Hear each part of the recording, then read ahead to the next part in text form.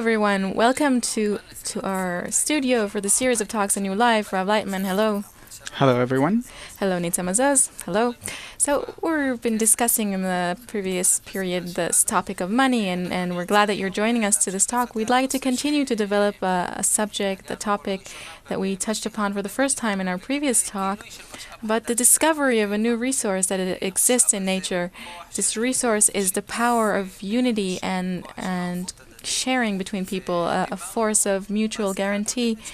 And we talked in our last conversation about how this resource has a great potential and that it needs to come to the front and to become a basis, a super resource that will dictate and direct the way we use all of the other resources that humanity knows and has been using. So we'd like to continue and develop this subject because it's very interesting and we have many questions. We'd like to really feel things and to maybe get some exercises that will help us to bring people to a state in which they can locate this resource that exists between them. They would be able to feel it and to feel the power in it. And I would like for Nitza, if you could, to maybe give us your insight that you have so far, so it will be a basis to the continuation. Like you said, it's a potential. The moment we've discovered that we have this new resource that to us is new, even though it existed before. So the first thing we want to do is begin to understand it. What is it? What kind of benefit can we get from it? And to begin and put it in a kind of laboratory and begin to find out what's inside it, and later understand how we can connect to it, how we can develop it, and with which tools. But the first stage is to understand it. What benefit does this new resource give to man?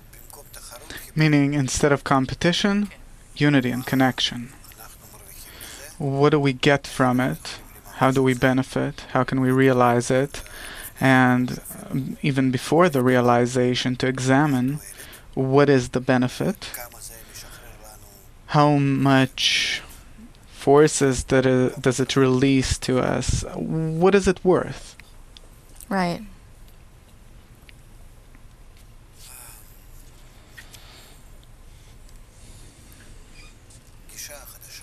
A new attitude.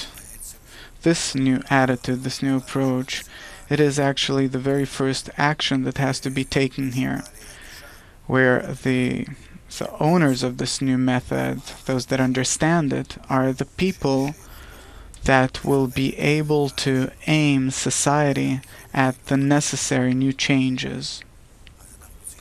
So, first of all, we have to prepare the system.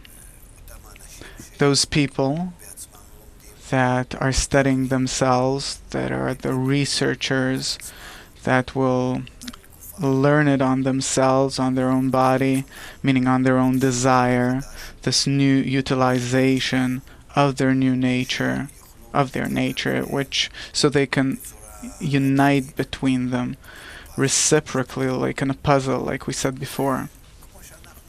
And like we put together a puzzle out of small parts up to the big parts. This is how we also have to turn to our problem, the general human problem. We see that today, because we wanted to put together the puzzle through our previous resource, and we thought that as a result we'll get harmony in human society, that all of its parts will be interconnected through competition, and specifically the competition is what will clean us of the not so beneficial or useful things, and it will allow us to use new technologies and more useful resources, better resources. So we see that in the past, more or less 50 years, we see that it's working the other way around.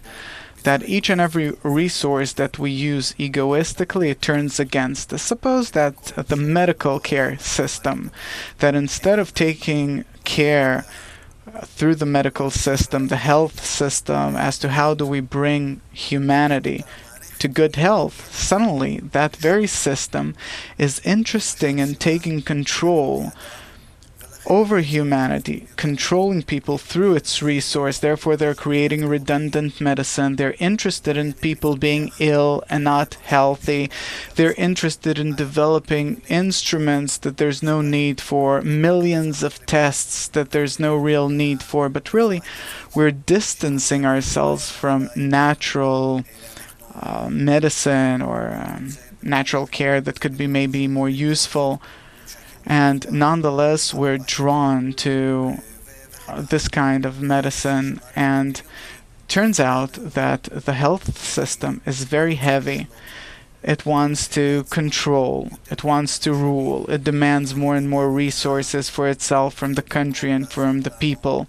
And instead of helping us, it rules us, dominates us. And instead of the health system, it becomes the very opposite. And that's how it is with each and every resource. We wanted for the media to be what they're called, media, like a mediator between people, something that unites and connects people in order for us to use information, to know about the whole world, to know how to use all the things that the broad world is allowing people. We see that there's an egoistic, the stinkiest kind of use. It's being taken advantage of by people with private interests. They take over our minds, wanting to sell us different things, and we, for them, in short, it's not in favor of humanity, but humanity for them becomes like some kind of stuff by which they want to, or that they wish to exploit, use, and benefit off. Educational system. It's twisted through our ego in different directions, not in order to educate people the way that, or what it itself is supposed to do. It's not education at all, but it teaches a person what's useful for it and what can be beneficial for him, and throw that person out into the big world. And a person comes out into the world, he doesn't know how to behave with others, he's not educated, he doesn't know how to behave in a family, how to build himself, how to build his own personal life, how to be correctly interconnected with society. There's no human being there. It's not an educational system. Maybe there is very partial schooling there. And since we're in an ever more developing world, then this schooling, the acquisition of knowledge, loses its strength because a person has to constantly study and learn and become more sophisticated. It's not that he studies like 10 years in school and he's ready for life. That's it. But it loses its intensity. Therefore, the parents don't want their kids to study at school. They see the kinds of behavior that go on there. This is something that you can give kids at home easily through the internet or private circles and so on, private classes. We see that private healthcare instead of the general healthcare, private education, or instead of the educational ministry, media. Why is it crumbling? Because people believe more what's going on the virtual network than what the media says. Because obviously it's clear to us that they want to control us this way and confuse us. All the systems, wherever we thought that they will work in our own favor, commerce, what could be better? But as a result of the control of the great companies, the big companies, by which they want to rule, they destroy what's not convenient for them and force us to use them. We see they destroy countries, the country, whatever exists in a specific country, in order to sell them the same things that that country had earlier before it was destroyed. And so they control and dominate. That's how it is with the big companies. That's how it is everywhere, in every realm and social life. We see that at least in the 20th century, what we've achieved, what we've attained, is a very clear picture where all that a person wanted to use in order to advance, in order to reach an enlightened, good, secure future, it all turned upside down against him, adversely. Private person in particular, and also in general, all of us, and the systems themselves. And that's what's interesting about it, that still the politologists, sociologists, economists, they still don't really digest that the systems themselves, that even though they twisted it against people, that these systems are not working. They stopped existing. They ceased to exist. They exist because out of lack of any other option, because we're still having a hard time to find anything that can substitute them. But this is actually the crisis. The crisis is not in the systems themselves, but in the way that we use them, where our ego, it's not in vain that competition turned them into something unuseful. But since the ego started taking over, starting taking control, especially in the financial system, we started creating a bubble, meaning we started to use everything adversely against the society that is actually owner over those resources. And by that, we actually, as a result, we discover the source of the problem, which is the wrong utilization of man's ability to develop. Now, its revelation is a gradual revelation until it reaches an understanding, a perception, and the vast of humanity. Those same people that were educated in politics and economics, in the commerce system and industry, in the previous systems, it's not simple. We see that to this day, nonetheless, when we read what the world leaders say, they are still as if in the old approach, the old attitude. They think that things will still turn and something will happen because they can't let go of those things. They have nothing to cross into, nothing to shift to, because we see that in our ordinary egoistic approach, we don't see what's the next step. How can we advance? What's standing there? It's the very first time in history that we don't see the next step, and as much as we think that, this will go by as well, things will turn, it's going to be okay, we'll find a new approach, some kind of a light at the end of the tunnel, and it does not come. The collapse is becoming ever greater and really threatens us. And it's not because of the resources themselves, but we use them incorrectly. And here we have to change man's attitude. We have to change man himself, his brain. We have to put a new program into him, a new approach as to how to decipher these things, how to start and control them in a new way. And of course, this is the hardest change to be made, because in all the previous phases through which humanity has developed in the development of its ego, humanity didn't have to change itself. It changed the world, technology, the different connections we had in commerce, industry, and so on. All was in one direction: to develop with man's egoistic heart, to acquire, to control, to dominate, and so on. Now that we've reached the recognition of evil, that it is our attitude that's incorrect because our heart's wrong.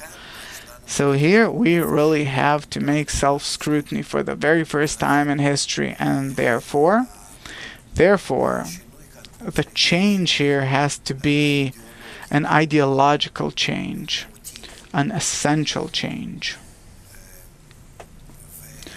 And therefore, we Of course, here we need to understand and show everyone, explain to them that the change has to be in man himself. And we can't advance without that, and even though many people agree to it, still it's not a man's ability, it's not in a man's, the heart is incapable of it, and the mind, which is controlled by the heart, doesn't have the ability to develop this kind of system, simply speaking, to approach it directly and to start. But here we have to start teaching man with this new kind of education, and every time examining more and more correctly where is our new resource, which is the right kind of connection, reciprocity, the integral kind of attitude. How can we introduce it? Through what phases? How can we introduce it into our life? How will this connection work? How will it gradually substitute the previous approach, which was failing, which was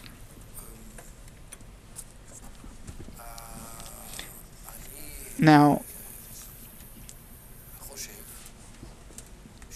I think that only to the extent to which we will be able to educate people will we be able to build a new system of relationships, in man's approach from within himself towards the children, the family, his life at home, home economics, the whole attitude towards what he lives in, humanity in general, and nature altogether. All that has to come step by step, gradually, because here, actually, the person himself, man, is the center of everything. This new resource,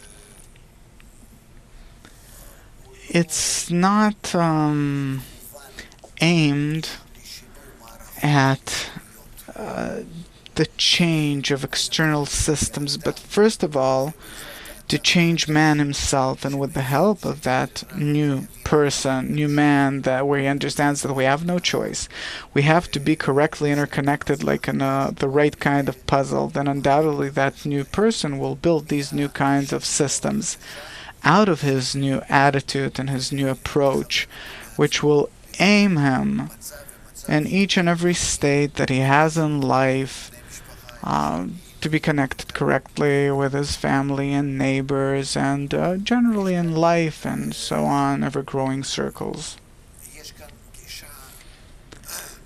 There is there are two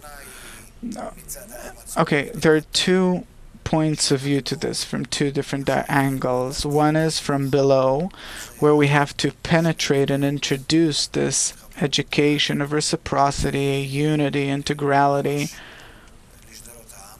into the masses as broadly as possible, and specifically from the broadest, lowest layer in society. And we also have to get into the higher systems of government and people that are engaged in commerce and industry, in order to make this new attitude clear to them, that whether they want it or not, they'll acknowledge it and start understanding that they are undergoing this necessary change, that it is good for them and beneficial for them to know in advance what's going on, so they themselves will understand the necessity of these things. And since they are very wise and strong, very wise and strong people with lots of strength and force, they'll understand that there are unlimited possibilities here to advance, because their safety for the future, economical safety and pride and envy and competition, all that doesn't disappear. All of these kinds of attitudes. Also, when we start using this new resource, only that the goal is different. Anyone who competes with the others as successful, the more successful he is in putting together that puzzle in a better and more correct way, that is his benefit. And those very systems that operate in the field with their different resources, energy resources, and all the sources that we have from commerce and health and education, and all of these systems, each one of them has to compete with the others and with itself, inside itself, to see how every such private resource can fit in correctly into this new puzzle and putting it together harmoniously, reciprocally in our root, mutual guarantee. So therefore, we have to use our ego correctly here, so that here we are fighting against our egoistic nature in order to lead us to a new safe and secure life.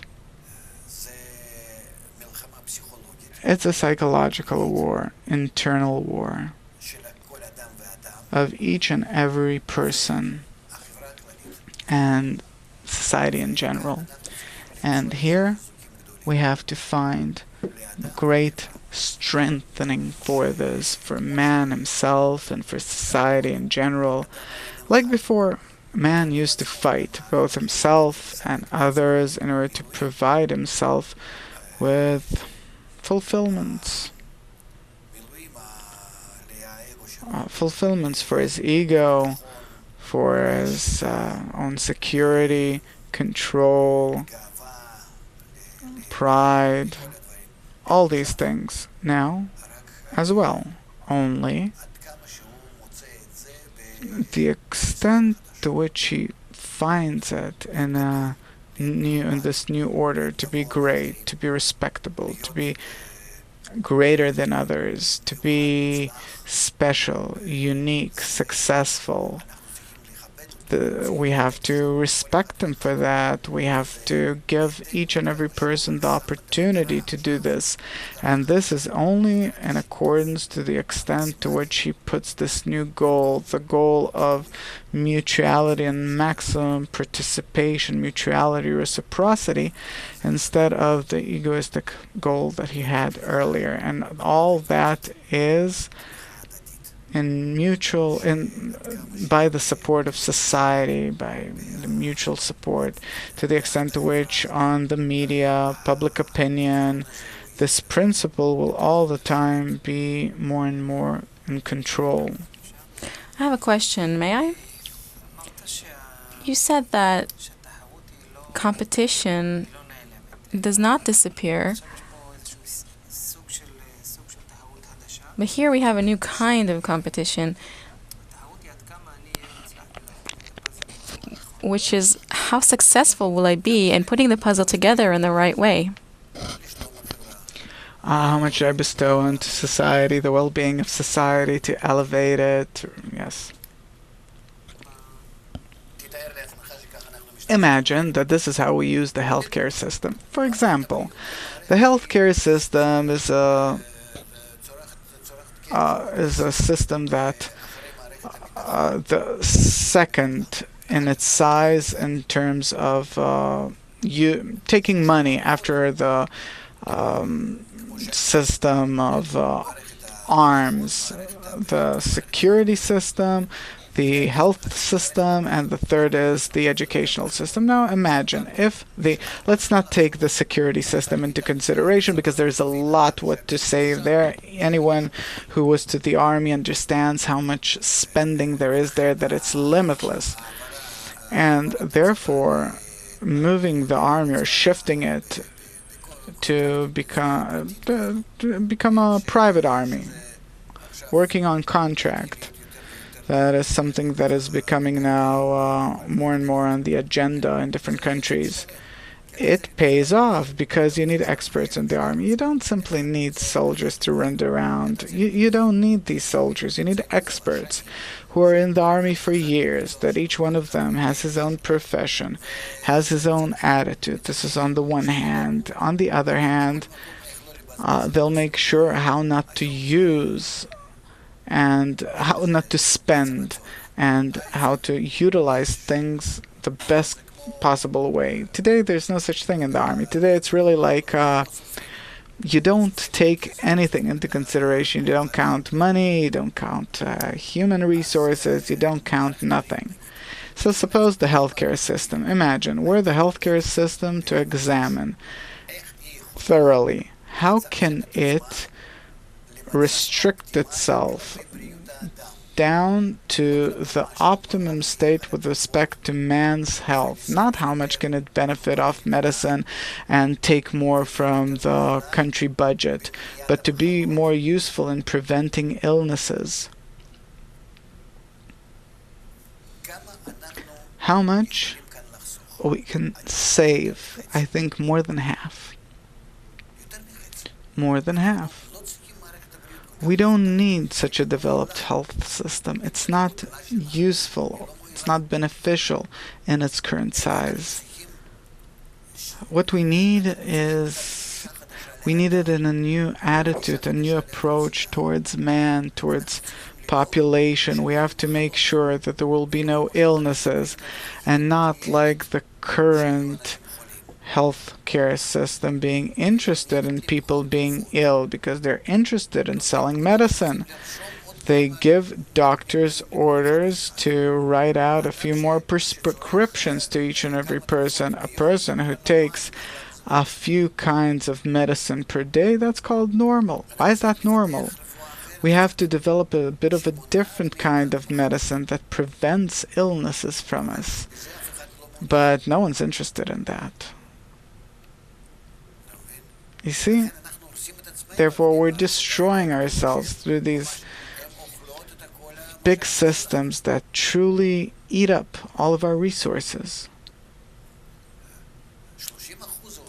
30% or 20% or how much or whatever goes to the healthcare system. It's called a healthcare system, but they're working truly against it, the very opposite. The same with the educational system. There's plenty being invested into it. These are tremendous sums, but how beneficial is it? It's not beneficial at all. We see that in the private sector, private educational sector, if we can organize it so that it will cost us less money, if it will only be organized correctly, not 100% private. We see that what they learn in school, you can learn it in a short period of time at home without the violence and without, destroying our children. We see how beneficial it is. Why is everyone is fleeing the general health care system to the private health care system, or the general education to the private education sector? Let's suppose that in our country, in a small city, where every municipality is like 2,000 people that it organizes, suppose 2,000 people. Let's do something more beneficial. You'll see how much less that there will be much less waste. Let's take people voluntarily that will also take care of their whole environment. We can do plenty of things. Meaning here, on this or in this new resource, we can save so much that suddenly we can discover that as if we don't need to work that much. We don't have to pay that much for all of these things. And we see that whether you want it or not, nature through the crisis necessitates us to advance towards that. We'll have no choice. I won't have anything in my pocket to cover for all these things. Eventually, I'll find myself without health care and will no longer be able to sustain the educational system as before, and so on and so forth. We have to take into consideration how much freedom can we give the media. It's freedom to people who got no education but simply know how to twist our minds since they're being paid for it. Besides getting paid by the system where they work, they're being bought. We know who controls the media, that there's kind of an article or an attitude or an approach or an opinion in the media. It's because there's someone standing behind it that's interested in it. So we need to really build the media as our media, as a mediator. It has to be the stage from which the method of the method that connects between people comes from, and not the other way around.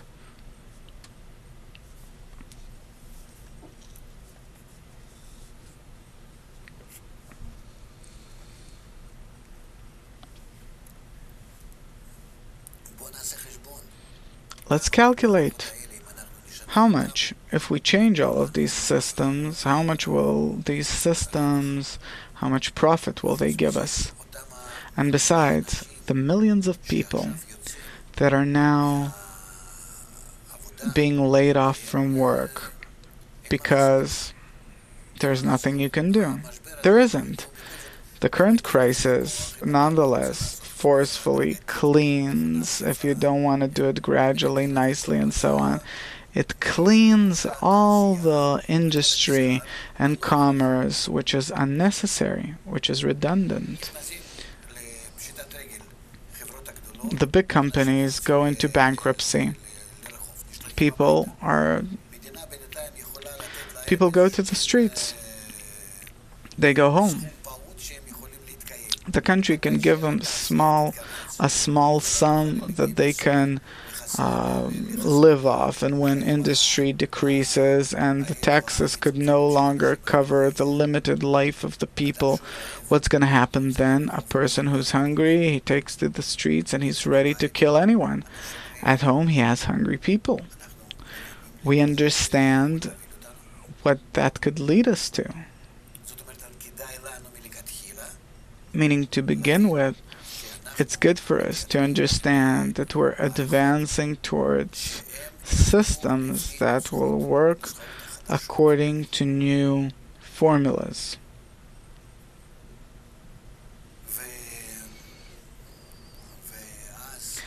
And then, only then, if we will start developing them, we will reach peace and tranquility. Otherwise, we'll come to riots and wars, both inside the countries, between the poor and the rich, and also worldwide between the countries. Unless we start softening our ego and starting to show it's evil to everyone, that it is our common enemy.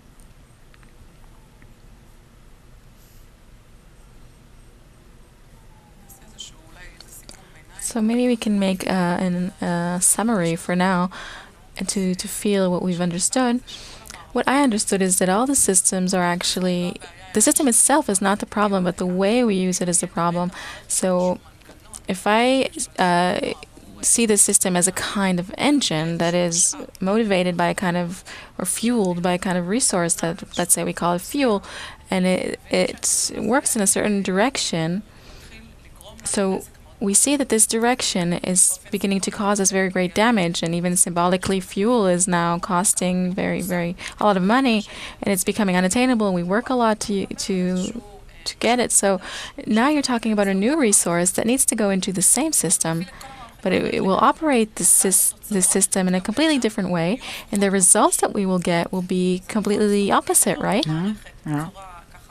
So then, what you described so well before is that how the health system, for example, if it's reached a system in which It serves itself. it serves itself instead of the public. So if the moment that we fuel it with this new resource, which is equal, of course, has the same value, then we will be able to also save a lot. Right. Meaning that one will also enjoy it much more, and also he'll be able to save a lot of money at the end of the day.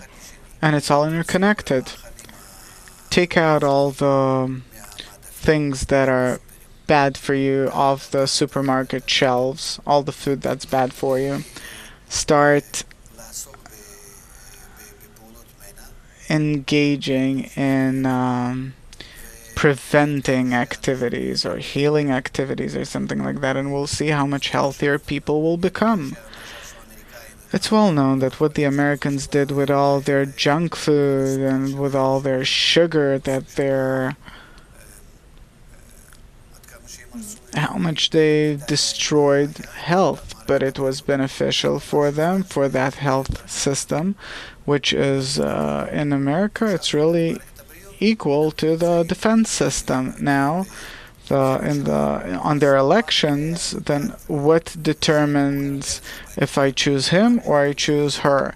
What determines? The health system, the thing that is more beneficial for me to have. Accordingly, I choose one or the other to be president. It's that bad. So things, they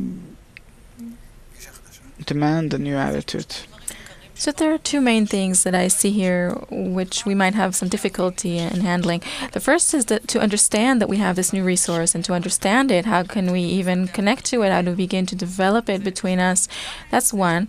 And two, we have habits. We're addicted to the previous resources. We need to go through a kind of process of change. Of course, it doesn't come all at once, but the more we advance, we'll prevent the collapse. Otherwise, it will fall on us very dramatically. But it's good for us to advance and as much as we can kind of break the whole thing, stop it.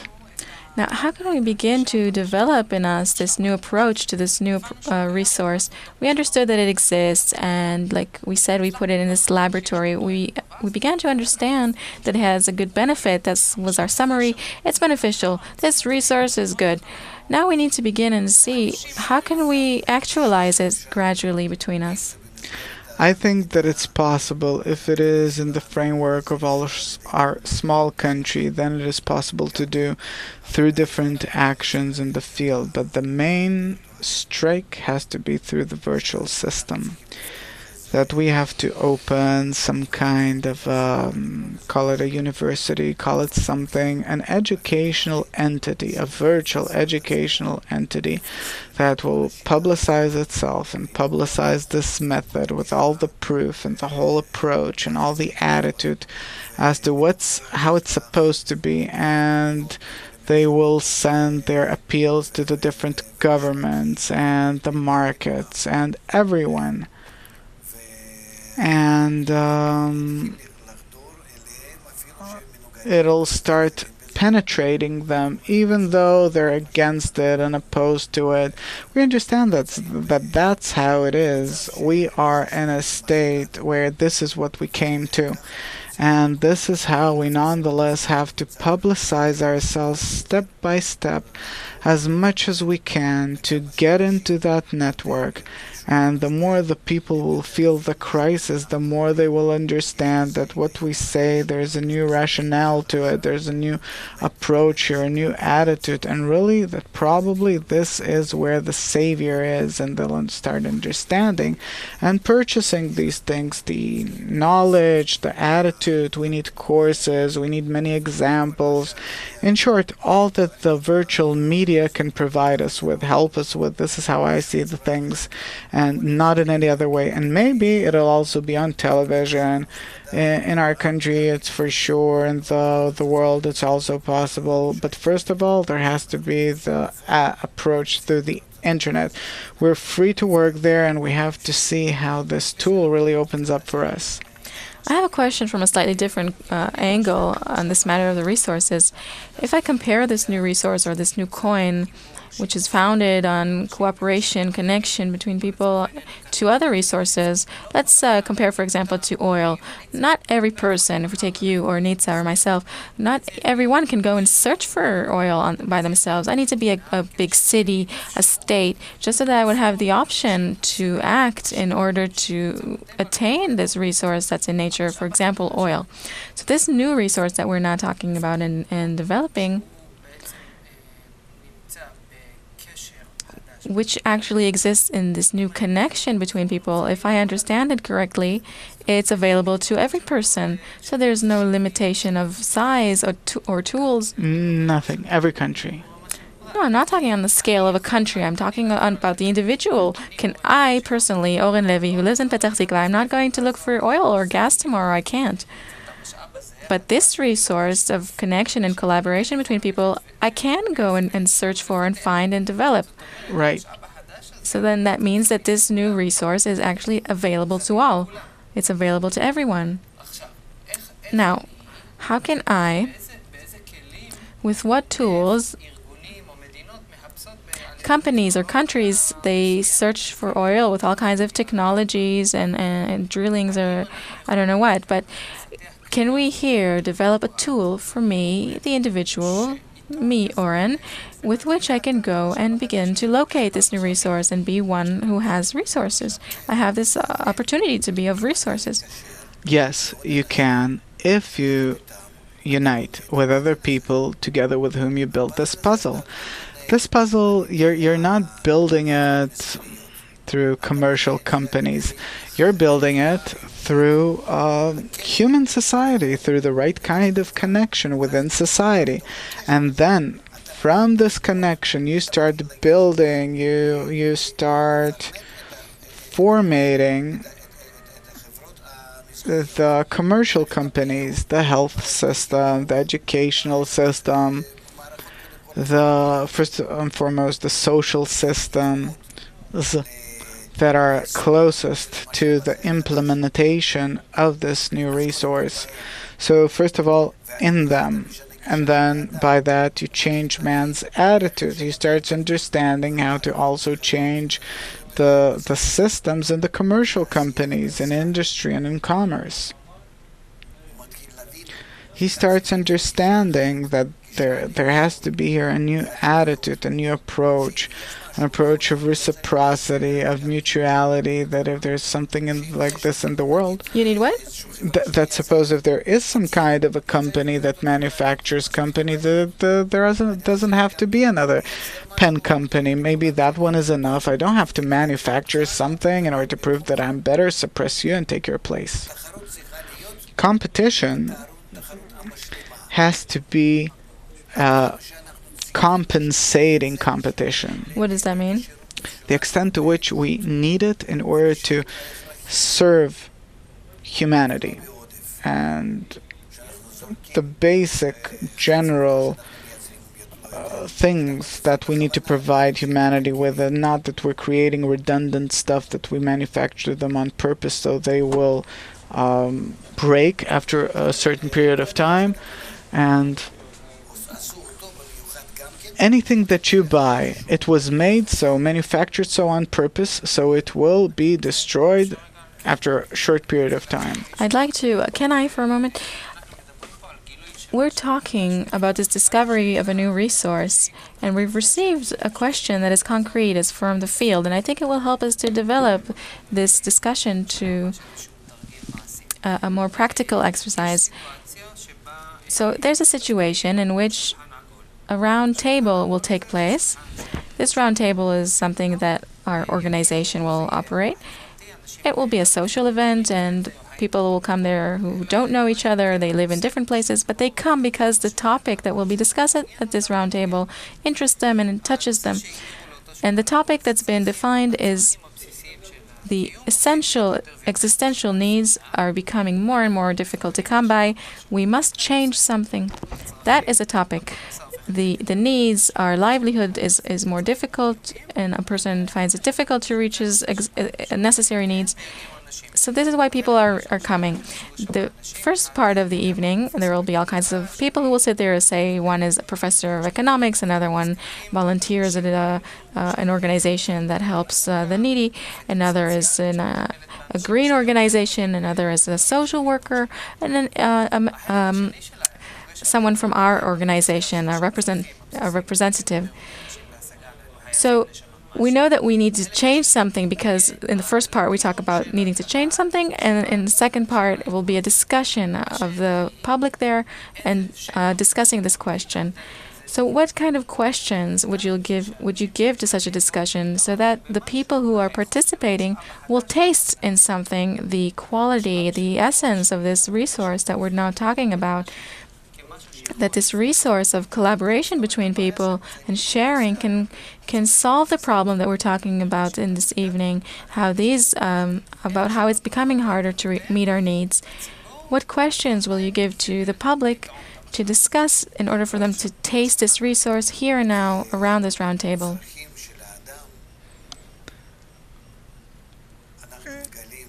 In a person's needs, we discover the main essential needs, which are food, accommodation, family, kids' education, health, security. These are the main things, and I'm not putting work in here. Maybe it doesn't need to. Because work is a means. Why not shout, give us money. Give us the money. Give us the opportunity, the possibility to live. People are not taking to the streets in order to get work. It's not the right kind of cry. It's a cry about not having something. It's just a means. So the food for the living body, we nonetheless are a part of the living world. A person, he has consciousness and so on, but he's from the living level. So first of all, we have to provide him with basic food, minimum food. Not minimum, but for him to be able to exist, so he won't feel himself that hungry. But, in a normal way, and according to our calculation, we can calculate how much calories does he need per day, or what kind, more or less, of a basket does he need. Like 2 eggs, half a bread, cheese, or half a cottage cheese, or some vegetable, or chicken, or something. Basic, simplest things. But this has to be available for each and every person in average. So instead of a vegetable, you take some kind of, sausage, and that lady takes a mango instead, or whatever. Doesn't matter, each according to his own habits, but we can determine that this is something that each person has to get, because he's alive, and it's not up to him. It's not something which is surplus, or whether I'm married or not, or I want to develop one way or another. It is something that is not up to me, the food. And therefore, let's first of all provide it to every person. Later, you can talk to him, you can teach him, you could put him into prison, you could put him into any other place, you can do anything you want with him. Please, we'll discuss this later. What do we do with people? They sit at home, or they go to work, but to fill them up with food, this is a must. It's clear to us all. So let's make sure, let's take care of that. If we do that, we take off 90% of a person's concern due to the upcoming crisis, undoubtedly, that this is something necessary. And later on, we will determine the same according to the basic food basket. Not the way we have it today, but really, normally, today it's really inflated. That's it. And we'll turn to other things as well, but food, health, These are the essential things for the body. That's it. The public, the people that are going to come to this event, I see here that they will be from the middle class and less, and it won't be very poor people or people who are starving. It'll be middle class and maybe less, who feel that livelihood is becoming more and more expensive and they need to change something. So I'll repeat what I'd like you to define. What questions would you give to this for the discussion of such a panel who want to discuss this topic? What questions, guiding questions, will you have them discuss between themselves?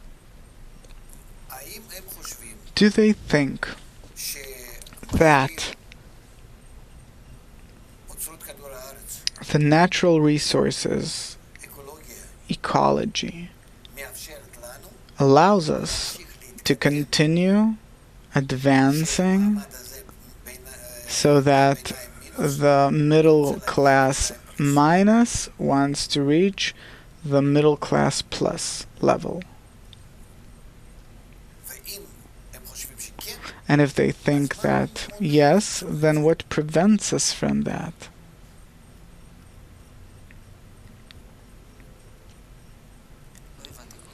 I didn't quite understand the question. The first part I didn't quite understand about the resources.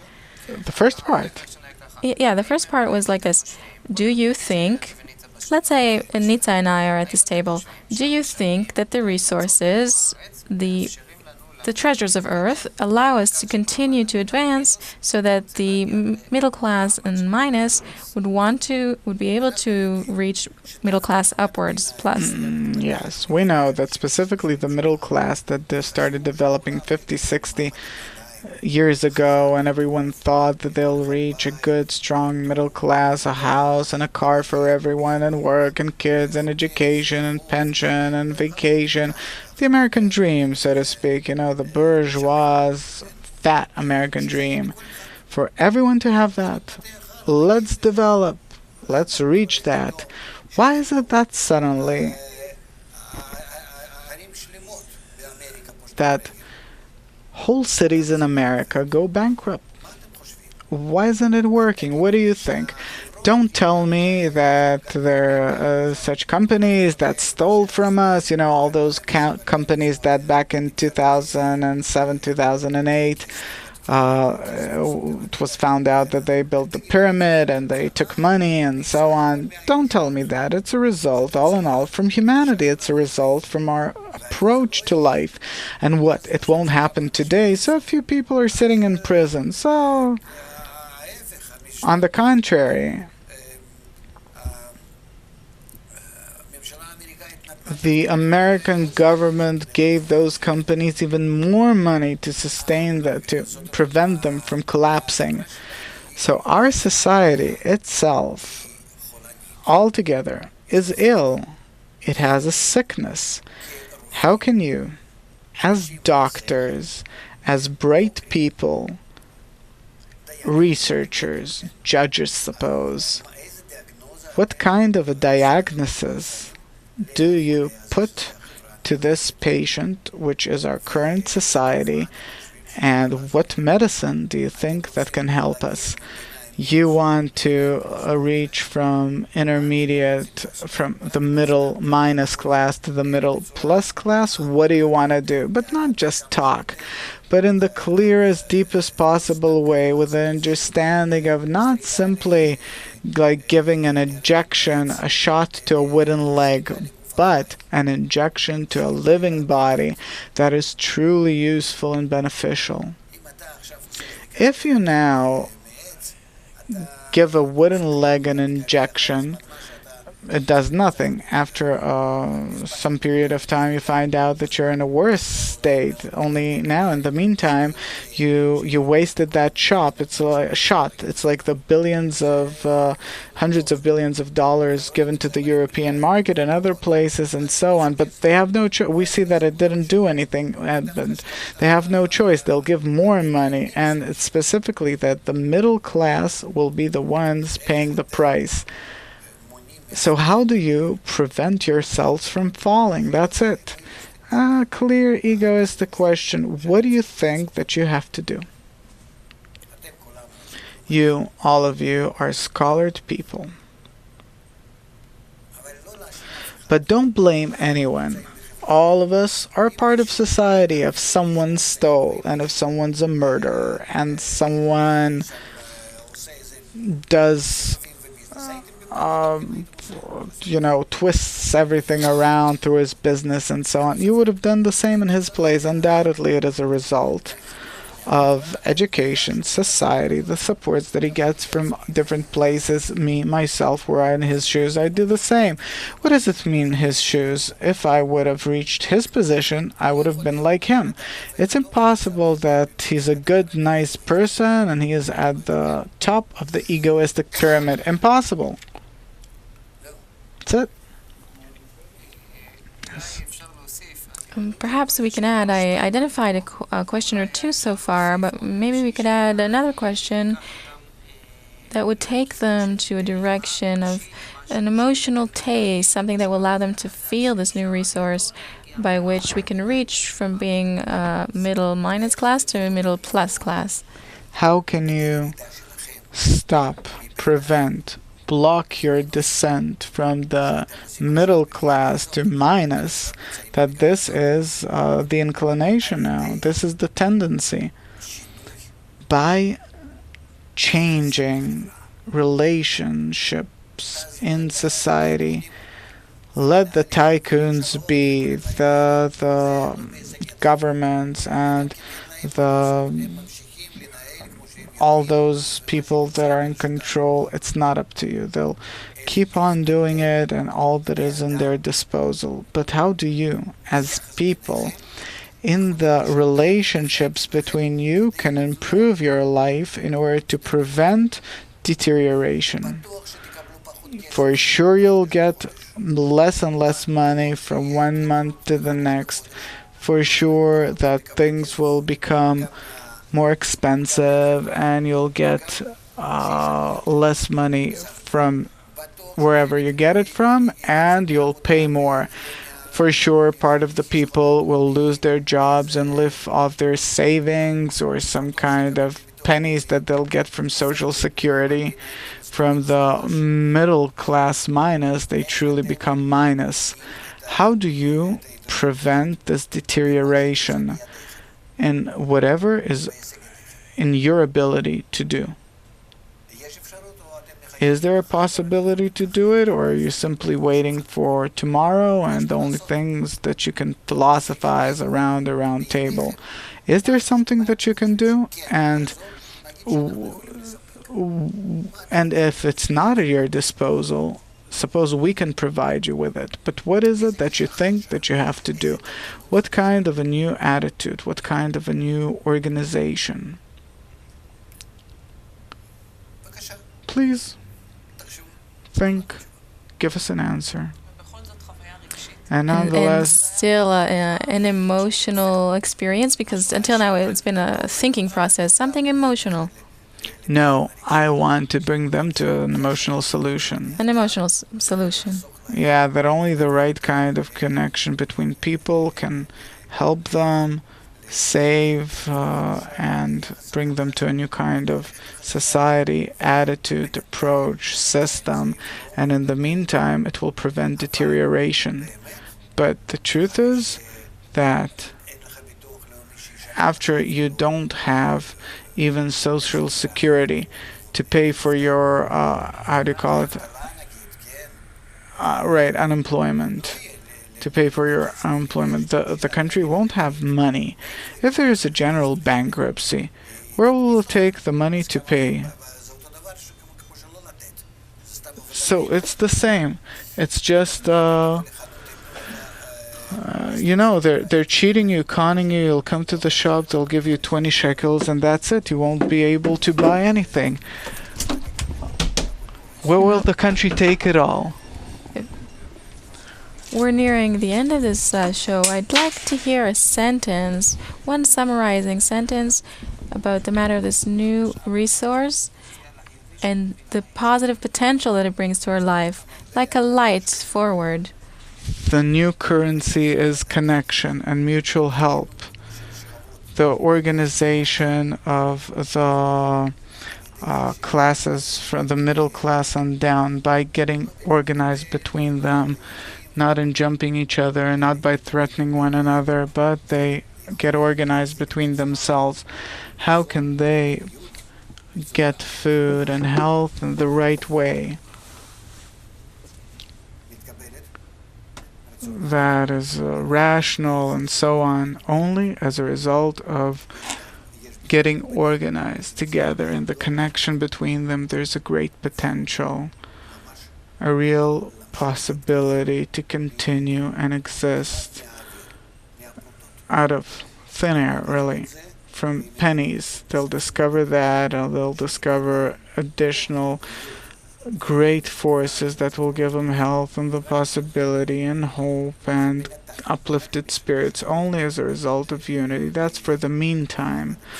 Only for those from the middle class and down. When the tycoons will start collapsing, then we'll talk about what to do with the general system. In the meantime, we're only talking about protecting the lower layers against their collapse.